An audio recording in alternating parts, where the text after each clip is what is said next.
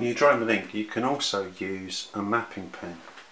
These are one of those pens where you can use the screw mechanism on the side to adjust the width of the point, giving you thicker and thinner lines. Like the dip pen, the mapping pen holds ink into the nib based on capillary action. So again, one has to kind of hold the implement from above to allow the ink to drop down. But again, it can give you an exciting array of new line widths.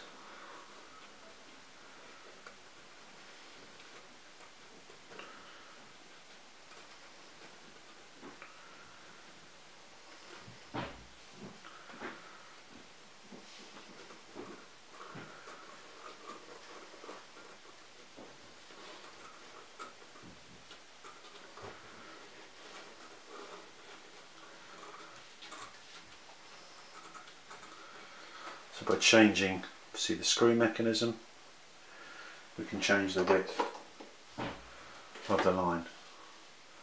Obviously the wider line will run out quicker.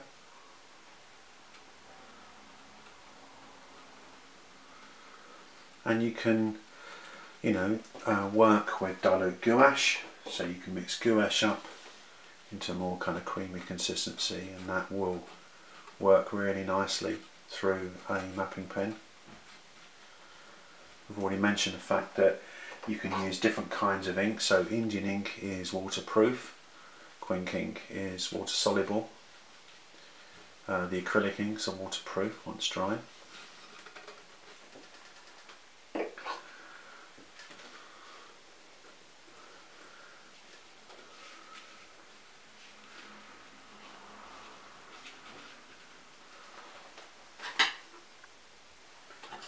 And also, let's not forget that one can draw with a brush.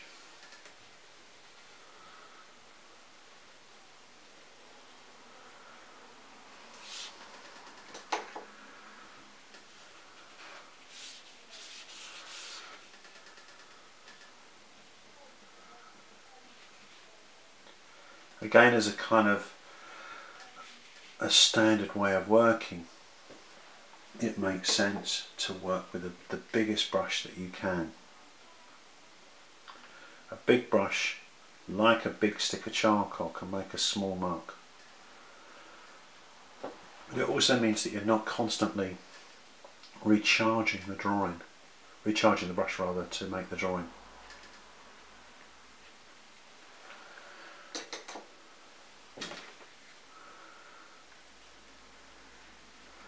Generally with ink, one is working with one transparent layer over the top of another transparent layer. So that idea of layering the drawing is really useful.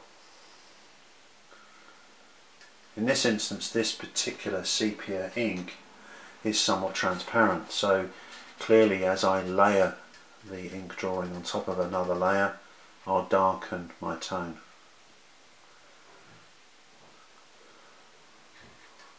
If that tone is too dark, then obviously adding a bit of water into the equation will then give me a lighter tone.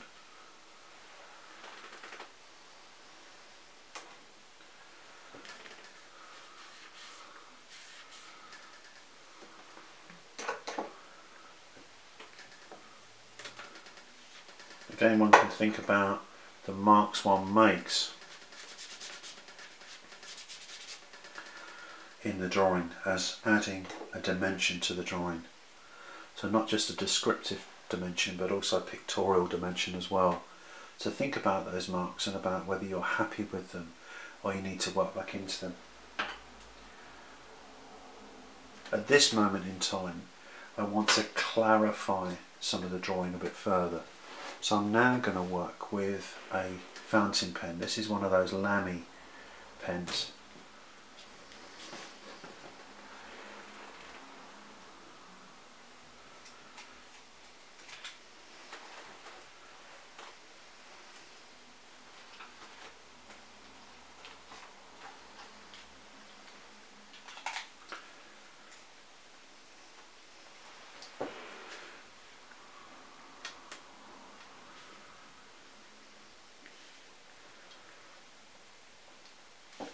I've actually got an italic nib on this pen.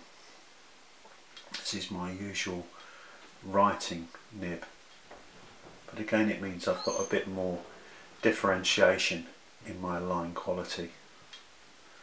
So now, having established the drawing and have established most of the sort of general tones, my black value can now start to work back into the drawing.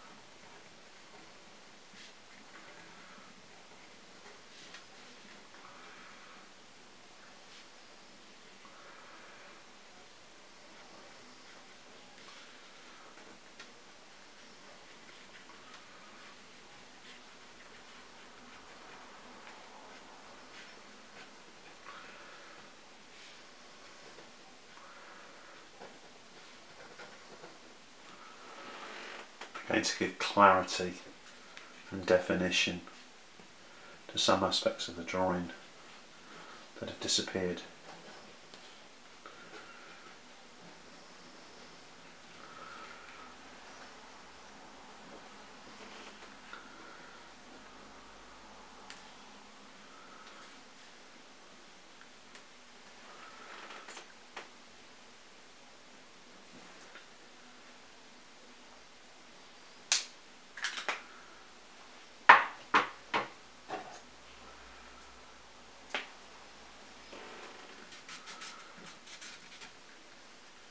This is where I'm going to work finally into the drawing with a marker.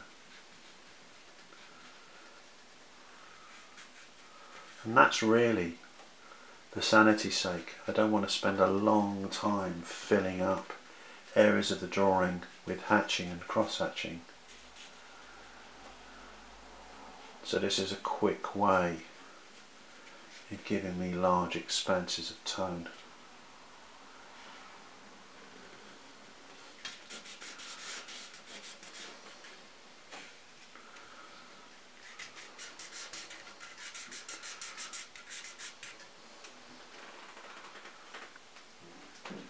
And I might come back again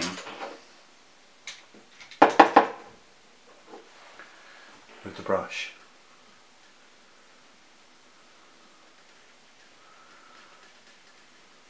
Obviously the marker is solvent based, so the marker is going to stay put. The black lamy line that I've put down will mix in with my wash. The original ink lines that I put down will stay put. So it means that the drawing can have a kind of life of its own. And it can be quite exciting to sort of allow that life to dictate in a way some of the qualities of the drawing. That sort of lack of control can be quite exciting, I think.